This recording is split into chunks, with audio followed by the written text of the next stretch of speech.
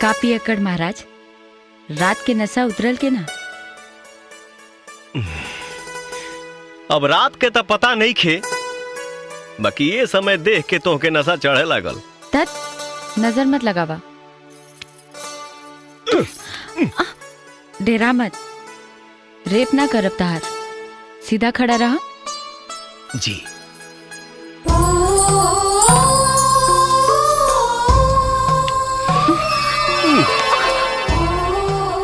डेरा मत, चुम्मा ना ले, सीधा खड़ा रहा।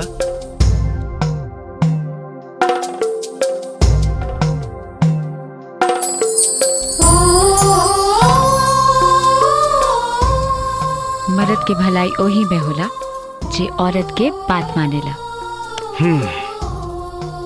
उधार के सुख परमानेंट गम से ज्यादा हानिकारक होला। गम के दम मत भरा। आज हम बहुत अच्छा मूड में बानी। एक बात बतावा, ये बाजार बना के कहाँ जाए के बा?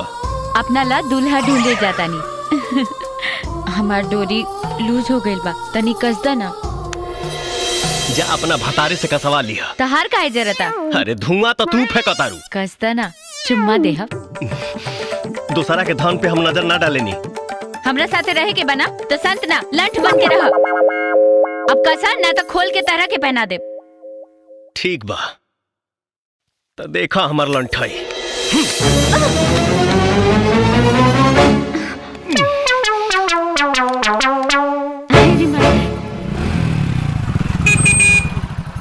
अरे ई कहाँ लेके आ गई? अरे ई हमार ताजमहल।